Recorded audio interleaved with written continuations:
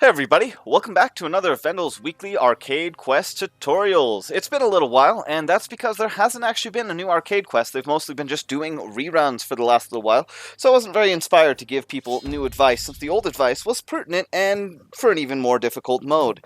Up this week we have one called Ryoshi's Awakening that we'll be going through, which features primarily the Aramusha. And additionally, before we get into that, I did want to mention I have been trying to work towards getting my Shinobi History Fashion video out. But after burning over 35 scavenger crates, I still hadn't unlocked the actual chest pieces that I wanted to show off until today, after the quests, actually. So that will be coming out soon, and I apologize for how long it's taken me to finally get that armor showcase out. But with that being said, let's go ahead and get into the quest. This week we have Ryoshi's Awakening, and as said, you're going to be up against an Aramusha plus some others in every phase of this quest. As far as character choice goes, I would recommend not playing assassins unless you want to try to do some cheap shot jump kill maneuvers, but generally speaking, having a heavier guard is going to make this quest, couldn't speak there, a little bit easier just because of a few of the more difficult phases, but then again, this isn't one that's very hard to handle if you have the gear score to compensate. So the very first phase is a fight against first a Kensei, then a Shigoki, and then the Aramusha. The Aramusha is the only one that makes the fight that gives you any serious amount of difficulty, unless the Shigoki just happens to catch you in some unlucky hugs and you aren't prepared for it. There are a few key points to notice though. Throughout this entire quest, you do have a hit point restore on kill that allows you to, kill things to get yourself back on your feet. And also during this particular starting phase, one of the things you need to be looking out for is the archers. Up here on the roof there's two, and then across the way in the Aramusha's area there's two that, even though it looks like they wouldn't be able to hit you if you fought the Aramusha on the other side of the building, will wrap around the building to shoot you. And so one of the main goals to make it easier is take out the archers, because they can really hassle you, especially when you're dealing with an uninterruptible enemy. There's nowhere really exceptionally interesting to go other than just forward in this one.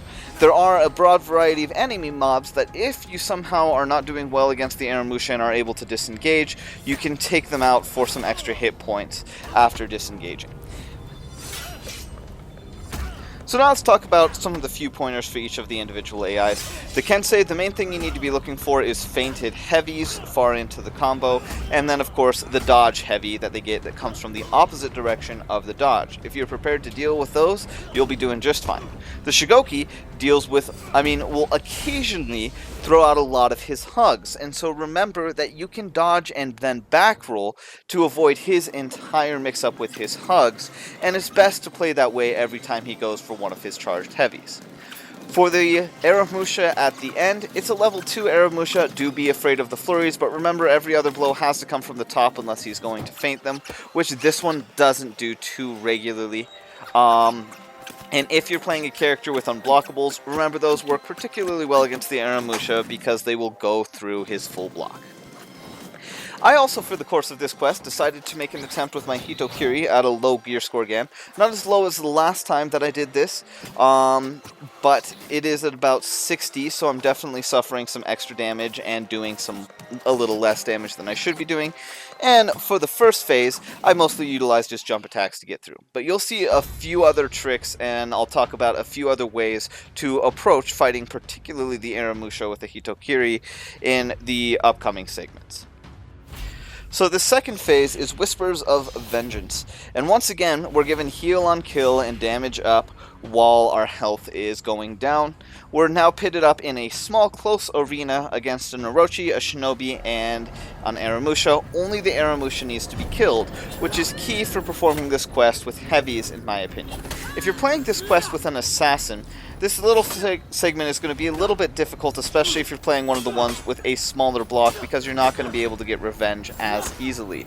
The Shinobi in particular is not very good at anti-ganking in my opinion, because you can take a lot of damage while doing your kicks and flips away if you're trying to fight that way. And additionally, all of their opening punishes take quite a long time to actually pull off, which opens you up to attacks from the other enemy. However, I recommend going through and trying to take out both the first two and then fighting one-on-one against the Aramusha. Like said, because the Shinobi and a few other assassins don't do exceptionally well in ganks, it's kind of best to take them out one at a time, or two at a time and then one at a time, if at all possible. Now, you've seen me play the Shinobi many times here, and once again, it is very exploitable to just guard break the AI and then go into that combo. That's something that you can do repeatedly and easily. I was fishing for a deflect kill here at the end, which was why I didn't just finish him off with that last thing. Didn't really happen though, and I almost died, so yeah, you know, it is what it is. Don't try to be too cool, and you'll make it through the quest just fine, and that's really what you should do. He does heal the Aramusha that you're up against, and so keep in mind if you do want to clean him up fast, you do have to stay on top of him, which is part of what makes this phase the hardest phase for a low gear score attempt, and which is why I decided not to do it with a 0 gear score, because if I had a 0 gear score, you just wouldn't have been able to put out enough damage to actually kill the guy with my Hitokiri. Now here's my little speed run of the Aramusha, just clearing it as fast as possible. Again, Aramusha handles really well in anti-gank, so this is a very easy phase for him, no matter how you decide to approach it. With the Hitokiri and low gear score though, the approach has to change up a little bit. Because she's heavy and has a full block, it's much easier to get revenge.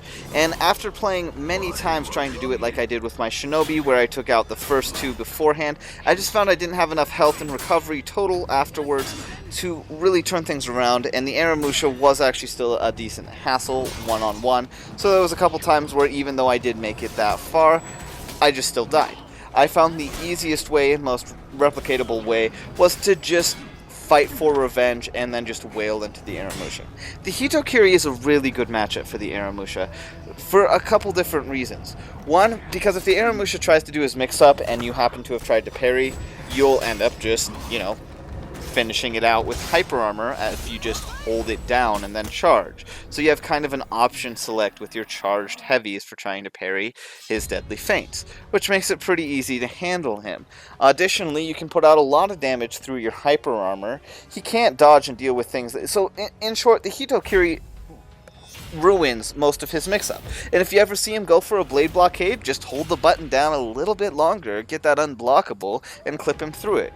It's really easy to deal with Aramushas with the Hitokiri as long as you know what to do and you abuse your hyper armor and your unblockable. So again here, now we're moving into phase 3. This phase consists of a fight against 3 separate Aramusha, all with a single different buff. This first one is the one I'd recommend taking out first always, the one on the left when you spawn in, because he comes with bleed damage. And what's messy about bleed damage is if he bleeds you, then he can kill you even when you guard. And so you want to make sure that you take him out first while your health is full so you're not dealing with that. And you'll see here again, I'm doing exactly those tactics that I was talking about. Just utilizing the hyper armor and repeatedly going for the unblockable because the AI just doesn't really handle those charged heavies too well, making it pretty easy to just lucky strike your way through the whole thing. Up here, there's this shield that you'll see me use here. There's also, I don't feature it in any of the clips I share here, but if you look to the stairs up there on your left, there is a small little healing pool you can use there if you want to try to utilize some regeneration because you're having a hard time for whatever reason. And you can approach this quest in lots of different ways. You could start with going from entirely the other angle with the this Aramusha that you handle first that has the regenerating overshield. But I like the path that I take specifically because you get rid of, again, I'll say it, the bleeding Aramusha first.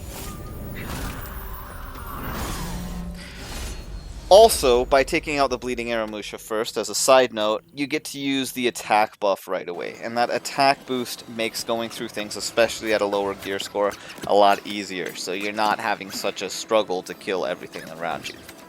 Once again, my Shinobi run, I utilize my typical troll tactics with some occasional deflect mixed in.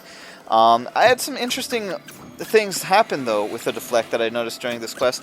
I had thought that after a deflect, if you hit square, you kicked a guy, you had a guaranteed range heavy. I'm not actually sure that's true anymore, or it may be that it's just not true against these AI for whatever reason.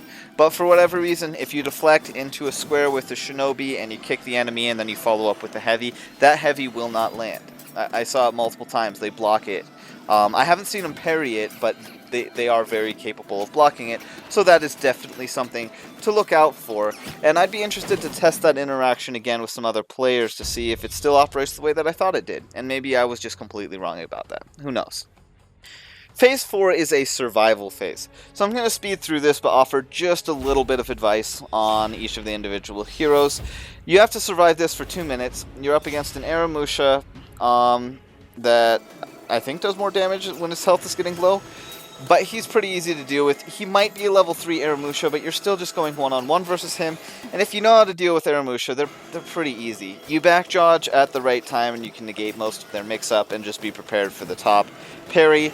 Additionally, if you're fighting the Aramusha as an Aramusha, use your Blade Blockade a lot. They're not going to be throwing much unblockables out in their terms of their quick attacks, and with single timing you can also negate their mix-up, making it a very interesting mirror match indeed. For other characters, with the Shinobi, I'll just show a small segment here.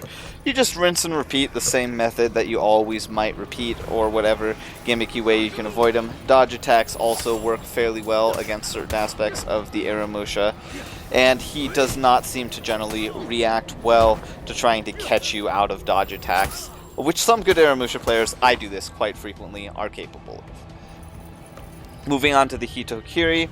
One interesting thing to note, though, is, again, even though you're only fighting one guy, you still have the heal on kill modifier, which allows you to heal, use a very long execution, and basically get back to full health even as a heavy character, or nearly full health anyways. One other thing to note about heavy executions here, though, long executions here, is they buy you more time to just burn out the clock. The longer your execution is, the more it just burns the clock. And that means less time you actually have to spend engaging with the Aramusha. And again, as far as the Hitokiri matchup goes here, just start slinging out those unblockables. I don't know why, but the Aramusha's AI is really terrible at dealing with them. The one thing that you've got to watch out for is the Blade Blockade on your first hit, which kind of makes it good to counter instead, but if you have a low gear score, you can't really trade with him because he'll do more damage to you than you'll do to him, which is why I was taking the offensive in this case. But if you have a matched up gear score for the appropriate weekly quest level, then just trade with him. Trade into that opening attack, whatever he does with your heavy, and then after that, just do an unblockable. If he's readying a Blade Blockade, you'll just cut through it. And that should be everything that you need to clear through this quest, regardless of what character you use. There's various tactics you can employ. So let's go ahead and get into some of the new content. So, with the Shadows of Hitokiri and the Spirit Rush mode that they gave us, there was also a lot of new cosmetics that suddenly became available, including a variety of new illustrious effects, a new outfit that I don't showcase because I don't know which characters I've unlocked it on, a couple new symbols and ornaments, and etc., so on and so forth. I'm not going to go through absolutely everything available here, but I will show off each of the different illustrious effects. All of them are pretty interesting. However, they, I think, kind of lost something on their execution emote, because they just kind of operate like the masks do, in the fact that they just kind of show up over your own face as you're killing the enemies, which given is still a cool effect, so I don't deny that it's awesome.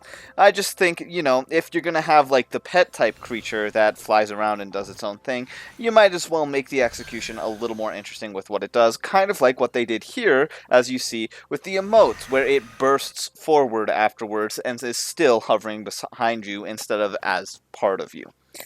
So let's talk a little bit about the Shadow Rush game mode now. I really like the Shadow Rush game mode as an idea, but I don't think the way it's employed is correct. And what I mean by that is purely, I've won so many matches, PvP or AI, by playing the Shinobi, running around killing a ton of the minions, getting the 10 times multiplier, not even getting a single kill, just disengaging from the enemy, letting my teammates get the last few executions, because once you have 1,000 points that you got literally in the first 30 seconds, because you can basically do that with the Shinobi, a kill is permanent.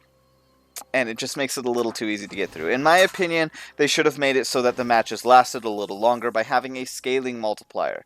Instead of going straight from 1 to 10 at the normal amount of kills necessary to get 10, it should have gone to 2 times, then 4 times, then 8 times, You get the point.